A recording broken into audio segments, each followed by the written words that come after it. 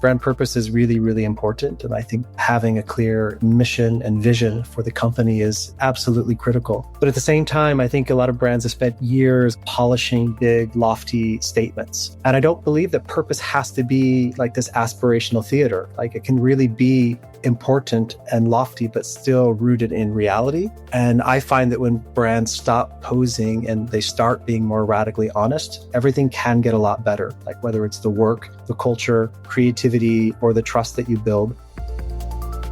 Welcome to Time for a Reset, the marketing podcast that gets behind the thinking of the industry's sharpest leaders, shaping the world's most iconic brands. We ask the big questions. What does it take to drive real change? How do you stay ahead when the rules keep evolving?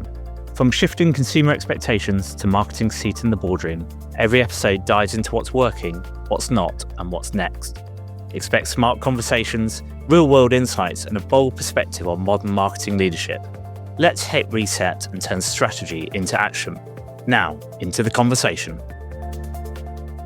Hi, welcome to Time for a Reset. I'm Fiona, your host for today, and I've got the wonderful Andrew Smith with me from Vinted. Welcome, Andrew. Lovely to have you on the podcast. Lovely to be here. Just by way of background, guys, Andrew is a brand marketer. He's got quite an interesting background, which will actually come out on this call because we've got some questions to ask him about some various parts of his career. Andrew had a long time, actually, currently working at Vinted as a senior director of brand, but had worked across scale-up companies, global organizations, creative agencies, all the way back into his career as a consultant, way back at the start. He worked at Booking.com for quite a few years, leading a team there around Booking.com's global and regional ad campaigns.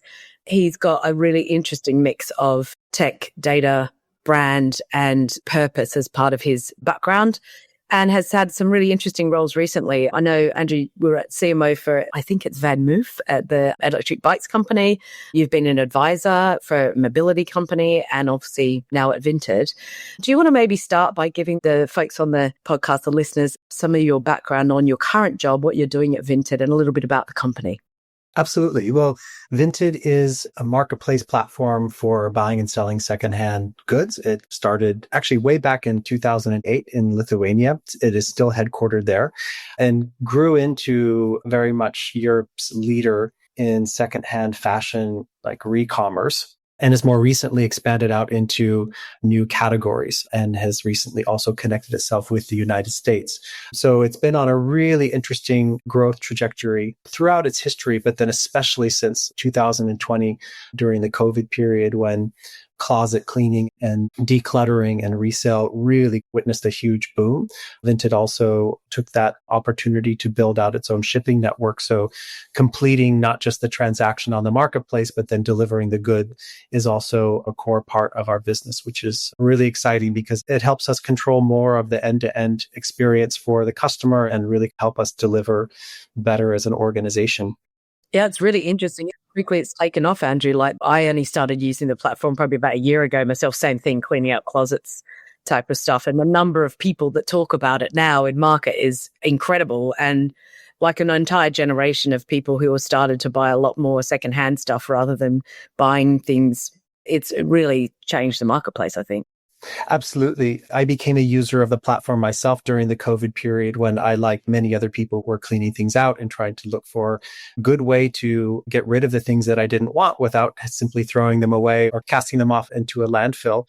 This is when I was leaving Booking.com. I thought to myself, like, oh, I would love to find a job where I was still in brand marketing and I was working for a tech company, but then really was trying to like contribute to a sustainable solution to the world. And I thought, oh, maybe Vinted would be a nice place to work someday. And at the time, they didn't have any appropriate jobs for me. But a couple of years later, I think it was 2.5 years later, I was there in the company. So I've been with Vinted now for about 2.5 years, since mid 2023.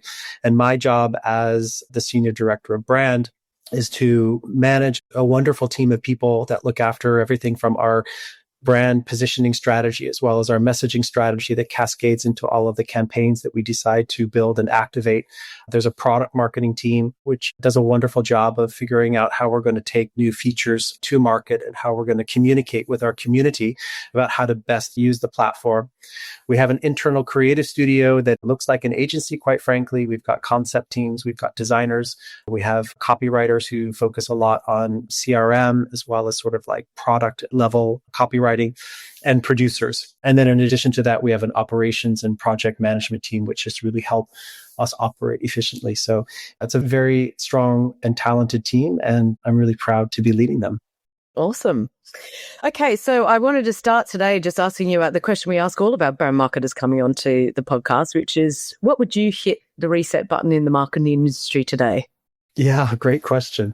And if anybody's seen any of the speaking that I've done at some recent events, you probably won't be surprised to hear me say that I would love to see a reset on how brands talk about purpose. Brand purpose is really, really important. And I think having a clear mission and vision for the company is absolutely critical. But at the same time, I think a lot of brands have spent years polishing big, lofty statements, and that sometimes don't always reflect the truth of what a company actually does, or perhaps it feels like a little bit of a stretch from the reality in which the company operates. And I don't believe that purpose has to be like this aspirational theater. Like, it can really be important and lofty, but still rooted in reality. And I find that when brands stop posing and they start being more radically honest, everything can get a lot better. Like, whether it's the work, the culture, creativity, or the trust that you build. And I think the ultimate goal is that if customers cannot see a gap between what you say and what you do, then you can be congratulated, because you probably have a really clear purpose that's grounded in reality and something that people can really trust. And you've led marketing across some pretty dynamic organizations. So you've got Booking.com, VanMoof, and now Vinted. How have those experiences shaped your view on radical honesty and what it really looks like in marketing?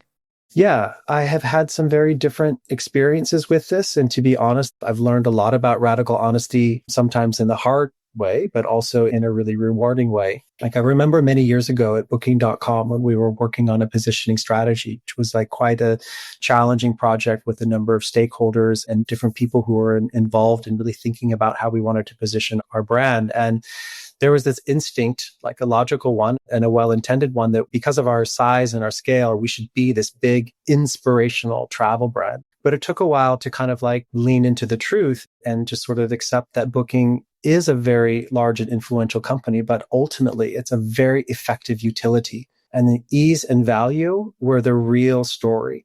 And once we embraced what customers actually loved about us, like the speed, the reliability, the value, that's when the brand strategy could really start to click. And then our work got sharper, and I think our effectiveness really accelerated. And I came to realize that there's nothing unsexy about being brilliantly useful. Like, you can position functional strengths and use creativity to find inspirational and entertaining ways in. So the whole idea of Booking.yeah, if you are familiar with any of those campaigns, like that whole sign off was like fun and memorable, but it's also actually built on the foundation that our message was that we get things right for the traveler. And so it really was a creative and energetic expression, but it was rooted in this realness that Booking was this like really powerful utility as an application and as a marketplace. I think with VanMoof, this was an interesting example. So we had like an enormous amount of brand love. It was a beautiful product. The brand was crafted really well. And we were sort of like riding, like pun intended, riding this like incredible like infatuation that people were having with electric bikes and living better in your city. And I think this kind of brand love buys you a lot of forgiveness for a long time. But eventually every brand gets held to account. And so I think if I could look back on things, and I'm not even exactly sure how we could have done it better, but like to have owned up to some of the issues that we were facing in terms of quality and delivery would have been really beneficial, because while transparency can create risks, honesty always costs less in the end than letting things fester in the shadows. And I think at Vinted was really an opportunity where I really tried to reflect a lot at this point in my career on what I had learned. And I walked into a company and a brand that already had this like incredibly bold mission to make secondhand first choice worldwide. That was our mission. And it represents in and of itself like a huge purpose. It's about tackling waste, rethinking consumption, making better use of what already exists. But even with that ambition, our positioning needed to stay anchored in the truth of what makes us genuinely valuable to people. And that actually was really quite simple. Vinted is, at its core, a functionally superior utility. And it's this utility that generates a lot of love. I mean, that everything just works and people love to go onto the platform to unlock value in things that they already own. That's like our practical magic. We solve a real problem like waste and underutilization, but we don't do this by preaching sustainability. We do this by making it easy and rewarding to give things a second life. And the byproduct of that has quite a nice impact on utilization of resources and re-commerce. It's interesting you say that as well, and particularly in e-commerce, that singular kind of focus on getting the utility right, and then people will come back. They're bought into what the brand stands for, but functionally, if it's not working, then people are still not going to stick around, no matter how lofty your ideals are. And history shows that works in e-commerce in particular. Like, whatever you think about Amazon in this day and age, they certainly get the utility component of it right, which is why they're so successful, I think. And you see the really successful e-commerce brands doing the same types of things. You are someone that's worked in a role where you're bridging creativity, data, technology. How has your approach to marketing evolved over the years as the industry's evolved? Because obviously you've been in marketing a long time. It has changed so much, especially in the last 5 years, I think, with the speed of the technology changes. How's that changed your approach? Absolutely. And I can't even imagine how much it's going to change in just a few years or a few months' time, even when we see the rapid evolutions of artificial intelligence. But I will tell you that my relationship with data has evolved a lot over the years. And I think back some years ago, when I had far more of a creatively focused role, and maybe prior to being in like a technology and marketplace environment, I used to really feel like creativity needed silence from data, or it needed some separation. It needed to be thought of on its own. And now it's really obvious to me how much creativity needs data, but also the right data, the kind that reveals human behavior, maybe beyond just the dashboards that we see. Data can often tell us what's happening, but we need to look also into it to find out why that something is happening, and getting at insights, whether they're fully data driven or combined between data and human observation, helps us get at like the why that sits behind behavior. And I think once we understand that, creativity can really bring that to life in ways that feel new, which is really important. Creativity needs to bring something that is surprising and refreshing and captures your attention, but it also needs to feel familiar at the same time. You need to be able to look at yourself and see yourself in that idea or in that narrative. Like, that's when something resonates. But creativity needs to give it a fresh look and a fresh interpretation so that it captures your attention. I really think it's data's job to help us measure impact and maybe guide us towards a direction, but it's not there to dictate imagination. And I think creativity is what gives us imagination. That was my next question to you, especially people with creative backgrounds, asking them that question about how do you get that balance right between ensuring that the data and AI tools that are now available, which gives you incredible flexibility, but how do you make sure that they support the authenticity rather than dilute it in a world where there's a lot of AI slop online now that is not great? And there's some great examples of where it has been great. So how do you get that balance right? I would say we're still on our own journey to figure out like what we can do with AI, how to harness it for our organization. I think it's really natural that like you look at AI and you see the opportunities that you have to generate efficiency, increase your speed, create things that are highly personalizable, like at a massive scale. But I think you have to make sure that you guide yourself with the right set of ambitions. Like, there's no doubt that AI can introduce aspects that make you highly efficient, but there's no sense in pursuing AI generated content if your content doesn't perform at least as well as your previous content, if not better. And so you need to also look and make sure that things work that you're creating. And that's partly about whether or not people are clicking or achieving the metrics that you're looking for. It's also understanding how people are perceiving this content. And I think that's something that you can only research on your own. You really have to understand how your communities and your customers perceive this. We've seen signals where some customers say that they think it's brilliant and innovative, and it's a sign that a company is truly advanced if they're embracing AI. And other people voice ideas that this is just a shortcut for brands who are looking to save money. So I think perceptions are still evolving. We have yet to even become a population that is truly accustomed to AI-generated content. And I think like many things, it's going to have its role. And we just need to find what the right role is for your brand and your community. Another thing that's on my mind a lot about AI is what does it do to your long-term distinctiveness? I think, of course, the tools, when embraced, can create new formats and new ways of expressing your brand that didn't exist before. So we have the opportunity to make our brands even more distinctive than they were before. But as you mentioned, there is quite a lot of focus on volume with AI, and things can dangerously converge to the middle. And the middle is where mediocrity and a lack of distinction sit. So we have to be quite vigilant about how we're using this, how we're telling ourselves whether or not it's successful, and then just making sure that we don't lose sight of the long-term needs of the brand, which is very much staying true to purpose, truthful, and also distinct. Many marketers talk about purpose and personalization, but it can often sound quite automated or overly polished. How do you guard against that?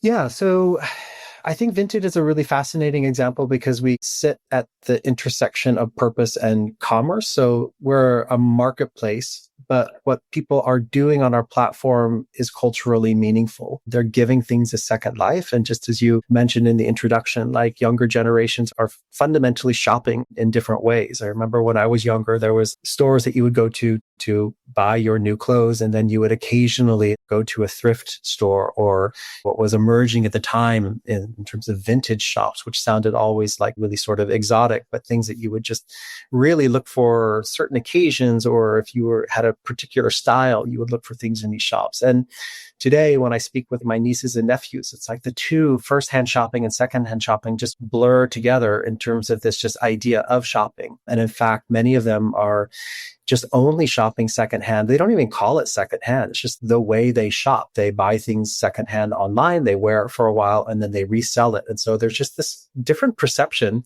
of what shopping and consumption and buying clothing or other goods even means. But for Vinted, we've tried to build this positioning on truth and aspiration. So our mission is to make secondhand first choice worldwide by making it easy for the world to make the most out of what we already have. And I think the way we really try to keep that real is maybe best exhibited in the brand idea that we've been building our campaigns on. And the idea that sits on top of or behind or builds upon our mission is this brand idea of new again. And it's more than language. It's an idea that we try to get across in a lot of our communications. And on the very most basic level, it helps us communicate what Vinted does at its core. New again means we give things a second life. But, the idea can stretch itself to more of a human feeling of a renewal and resourcefulness. So slightly more ambitious, but then at the same time, still feels very real because we know that this taps into what people say to us, about how they feel when they shop secondhand. And then if we were to look at its biggest possible definition, new again itself challenges what the definition of new is altogether, and asks us, do we need things new that have labels and sit on a rack? Or does new again just mean that it's new to us? And is it a new way of thinking about consumption? You touched on just then, Andrew, about operating at that intersection of purpose and commerce with the type of sustainable fashion you're doing.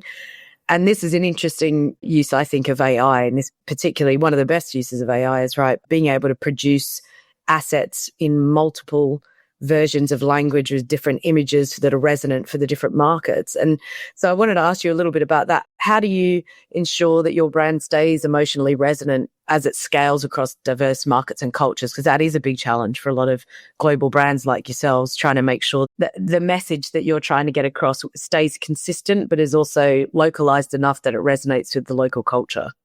Yeah, that's a really interesting question and an interesting challenge at Vinted. And we're a very, I guess you would say, centralized organization, both quite literally in terms of how we're organized, but then also how we look at campaign development. We really try to create core ideas that we feel can travel really well and be leveraged across multiple markets. And I think we benefit from knowing that, at the core, what motivates people to use Vinted is very common across a lot of places. And I can go back to talking about how our value as a utility and our usefulness is really what resonates across markets. And so being able to sell things and find really good deals, that's kind of a fundamentally strong economic motivator, no matter what market you're in. And so our job is to really harness those fundamental insights, but then tell our story in an increasingly refreshed and innovative and creative manner.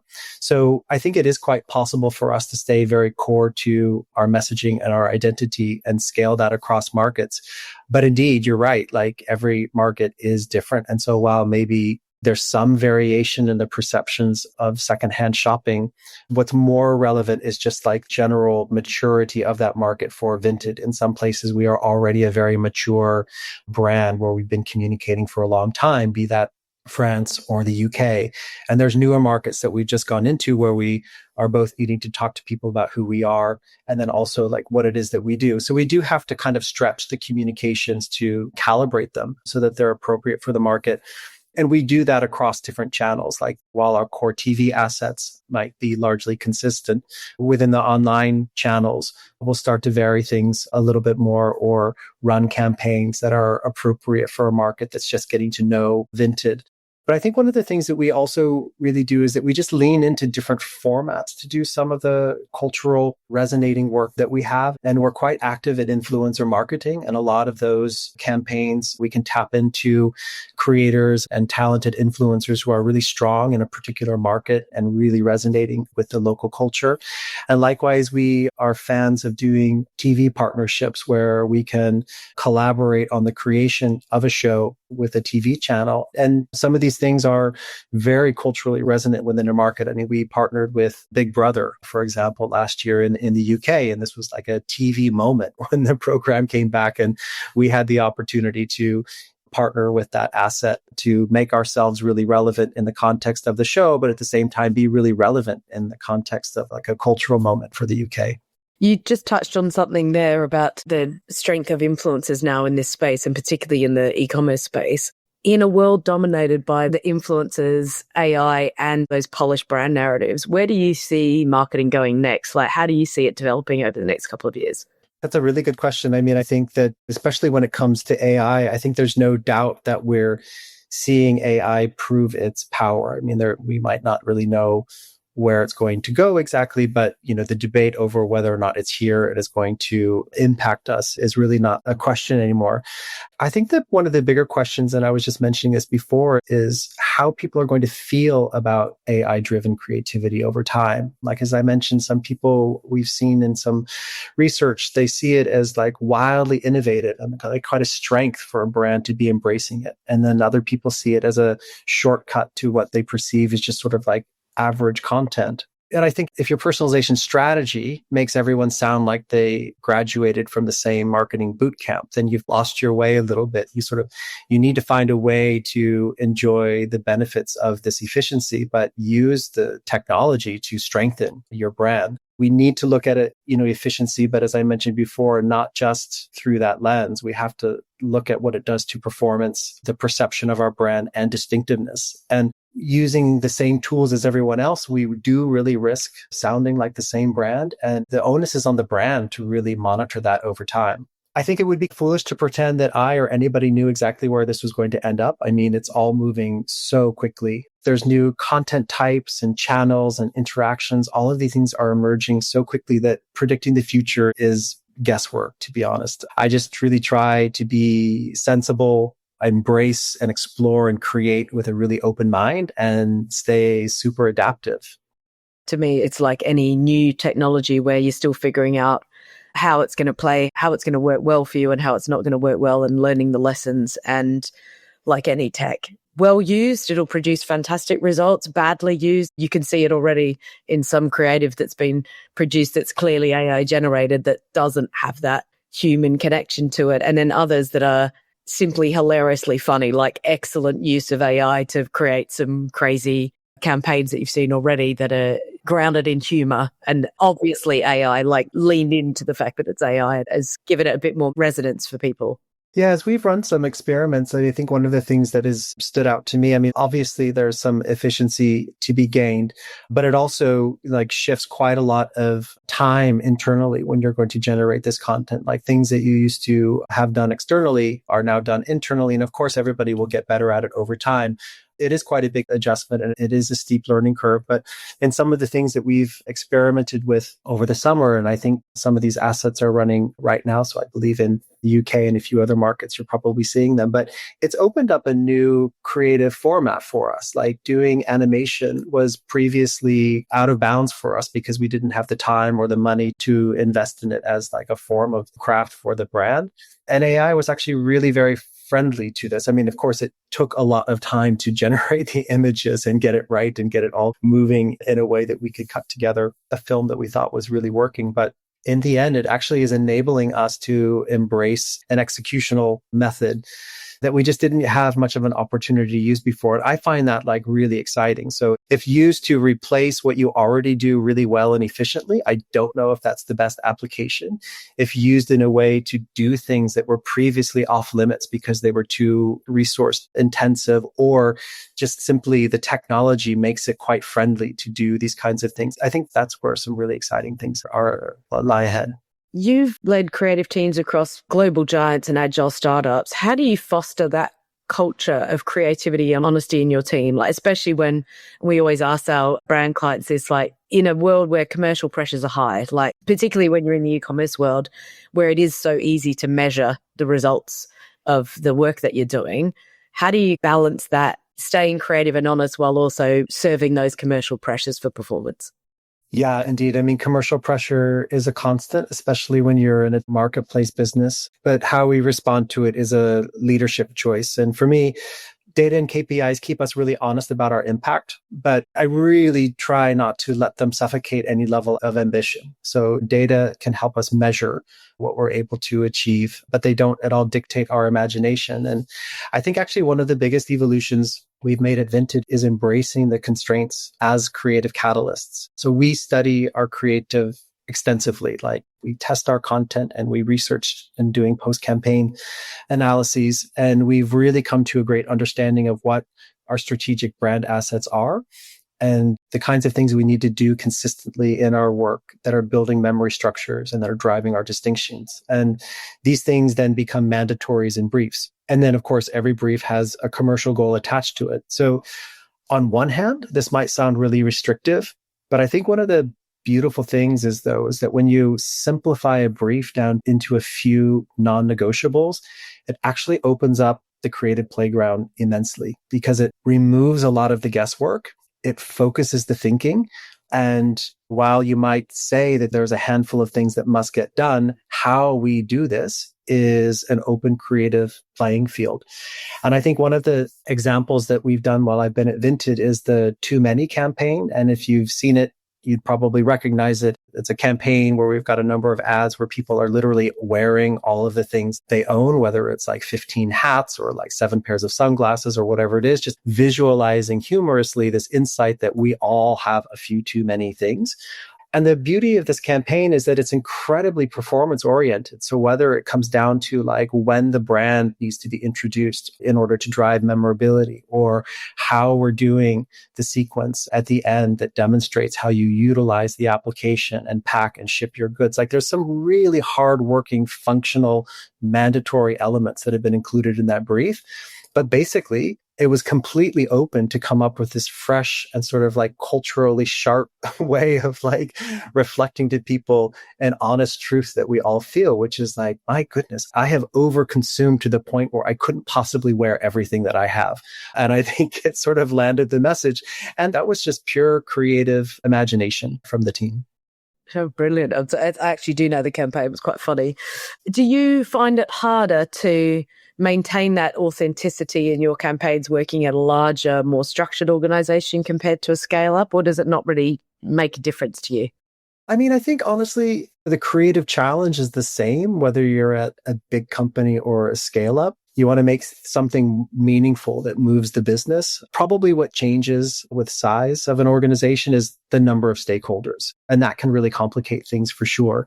But that's where leadership comes in, whether it's the team or coming down to the person who's in charge of the team. It really comes down to how strongly you can lead through those complexities. But I think one of the biggest things is honestly having a really clear decision-making framework within the organization. And that can exist in a small organization and a large one. And it can also be lacking in a small organization and a large one. And I've certainly been through every permutation of that environment. And thankfully, we have a culture that's really committed to clear decision making at Vinted. So, I mean, we have the benefit of working in that structure and really keeping the team focused on their work and what's going to make a meaningful outcome. And then thankfully, we can navigate fairly efficiently through decision making.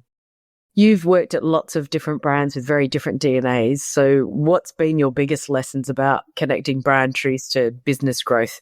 Was there like ever a moment where the radical reel didn't go to plan? And what lessons did you take away from that? Yeah, certainly. I mean, I think one of the consistent things in my career has been like anytime I've tried to impose a narrative on a brand, it seems to have slowed things down, like either because it didn't end up leading to an execution that was really impactful, or it just for some reason was contrary to who the company really was. And therefore it struggled to like gain internal traction.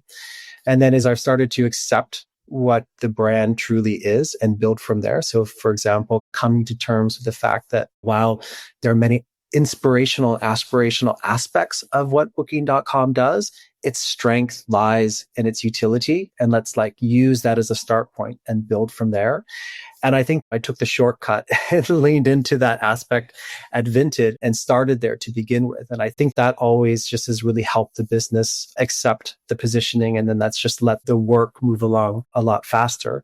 So I think you really need to leverage the brand and its DNA to build long-term relevance and distinction. And we often talk about strategic moats in our business. And so we talk about like cost advantages and technological superiority, like things that make it really difficult. You build these moats in this distance and these protective barriers so that it's really hard for the competition to come in and disrupt you or take over. And I would love to think that brand distinction can also really serve as a moat in this kind of race to build competitive advantages. But it's this distinction that needs to be based on something truly meaningful and real to your customers and your community. I believe that we're on our way to do that at Vinted. And I think a DNA that is very performance and technology oriented really helps us achieve this, because they love to see us measuring our preference, our brand preference, and they love to see us measuring our brand distinction. And as we can see ourselves grow that over time, that's something that's very native to an organization with a DNA like Vinted and ultimately really healthy for the brand. For marketers listening, you've been through it, right? So you've experienced it yourself, but how would you advise them to start stripping back that polish and lead with honesty in their own organization? So what sort of obstacles would they have to overcome to get to that level that you're operating at Vinted? I think if you want to strip back the polish and lead with honesty, try saying in one sentence what your brand actually does for people. So strip out the jargon, forget the slides, really think about your product, your marketing and the culture and whether they all line up together. I think it's that test if you can just like really quickly say something that your colleague, your friend, your mom, your dad, whomever, in one sentence, that they'll sort of nod and really get what you're about. And it doesn't have to be a sexy idea or concept. It can be something really straightforward. And that's your start point. That doesn't mean that's where you have to end up. I mean, when somebody asked me at the very beginning, what do you think it is that Vinted really does? Like, no BS, strip it all back. Like the first words out of my mouth was not new again. That's not where we started, was saying like, yeah, no, we really make it easy for people to get the most out of what the world already has. Like that was just the sentence that we landed on. And from that, we could build ideas that were rich with emotion and rich with character and felt really culturally resonant. But it really started by just being really quite simple and honest about what we felt our true strengths were and what people really valued in us. And looking ahead, Andrew, what excites you most about where marketing's heading now? We've talked a lot today about the authenticity, purpose, AI-driven creativity. What are you excited about? Yeah, I mean, just to stay consistent with the theme, I think that there's an era of a bit of honesty, proof over polish, I guess we could say, that we might start seeing in more and more brands. I think after this wave of well-intended but sometimes self-important moves to be really rich on purpose, maybe the world is ready for a little bit of a reset, if you will, and they really want to understand more honestly what brands are delivering and see less posturing, less promising. I mean, promises are important, but maybe less over-promising, and really get a sense of truth-based purpose that feels important to them. Purpose will also mature. Like, it's not just about having beautiful statements. You've got to show your receipts. You've got to show your proof. We do a societal impact report every year where we really try to share our science-based objectives that we have around what we're measuring as being the impacts that Vinted has on consumption and ultimately sustainability. And these are studies that we commission, and these are data points that we come up with. Like, we really want to show our receipts, and whatever it is that they tell us, we want to share with the world what it is. And I think that's also a part of being accountable and being honest. Yeah, especially in that purpose-driven space, you want to come across as functional. You're actually providing something that's useful to people and doing something good without preaching at the same time. It's quite a balance to get right, isn't it? Earning that trust from people without constantly banging on about how fabulous you are.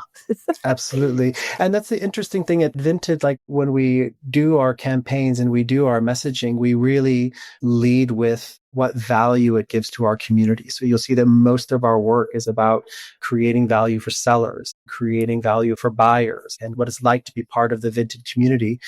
We know that there's ultimately an effect that all of this has on consumption, and then therefore the effect that it has on waste, and therefore the effect that it has on other societal indicators. But they're usually not like the messaging that we lead with, because what we're literally doing for people is providing value on an individual basis. Like, we are a platform that helps solve problems that people have with having just too many things, or things that they're not using enough, or things that they want to find another use for. Like, that's the immediate value that we provide. And then there's a cumulative effect. And that's something that we will talk about, but usually as part of a study or a part of another effort that's not necessarily our leading communications.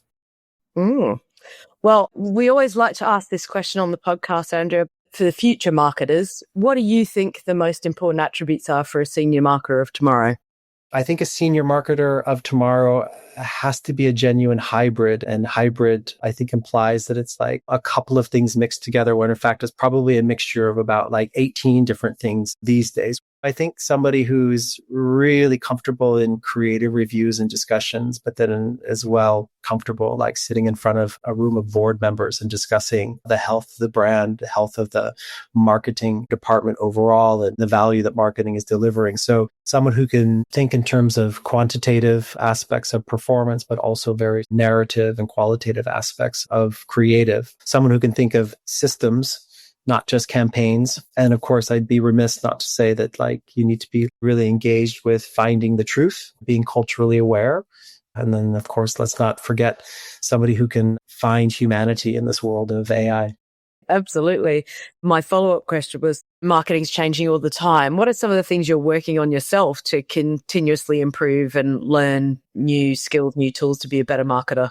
Yeah, well, at this point, after my 20 plus years in the industry, I've sort of become an old dog in a world of a lot of new tricks. So I think one of my own biggest challenges, quite frankly, is I need to find time to slow down and think deeply in a world obsessed with speed. There's a lot coming at me. There's a lot coming at my team. I need to keep up with a lot of things, but I also need to make space to really digest information and what's important. And so I think a lot of that has come down to time management. Interestingly, I do find that AI has helped me create a lot of time that I didn't used to have. Like, it is true, like the things that it can help you accelerate doing that used to be quite time consuming makes a material advantage in the day. And I actively try to reinvest that time into journaling and reflecting, taking time to meet some new people who have ideas that I would like to know more about, working on my network, investing in my team to lead them better and to give them more time, to get to offer them more of my time and mentorship. I think another thing I have to work on, or we've all had to work on, is sometimes letting go of perfectionism, because of course we want things to be high quality and be as perfect as they can.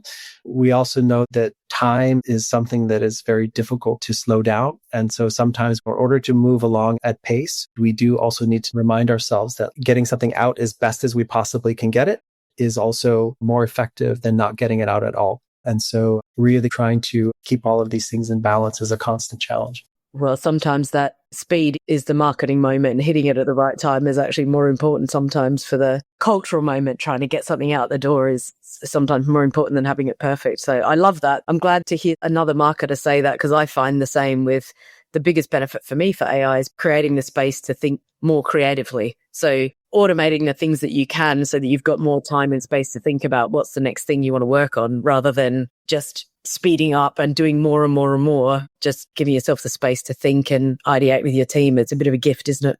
Yeah, and I think one of the things to be really careful about is that with AI, like any technology, but especially with AI, it gives you the ability to generate so much more. And whether that's like, of course, in advertising content or communications content, but then also just like within your own life and world, if you're curious about a topic or something like that, you can have a chat with AI, and then suddenly you've got just like pages and pages of ideas and stuff. And so even though it can really help you accelerate and it can help you generate more work, we always just have to constantly remind ourselves about like what is really important to focus on. And like, do I need to do so much, or do I need to do more of the more meaningful work? And I think that's something that's quite hard for technology to tell you exactly what that is. That's ultimately up to you and what you believe is a valuable investment for your time. And I think that's the constant tension that I have to live with. Like, just because I can do a lot more, should I be doing a lot more, or should I be creating space to really think about an idea, or to really work with somebody on my team who I feel they can benefit from more of my time? Yeah, sometimes more is not better. It's just more. Precisely. Well, thank you so much. And it's been fantastic talking to you. We've covered a lot of topics. It's been great chatting to you. And thanks for joining us on the podcast. You're very welcome.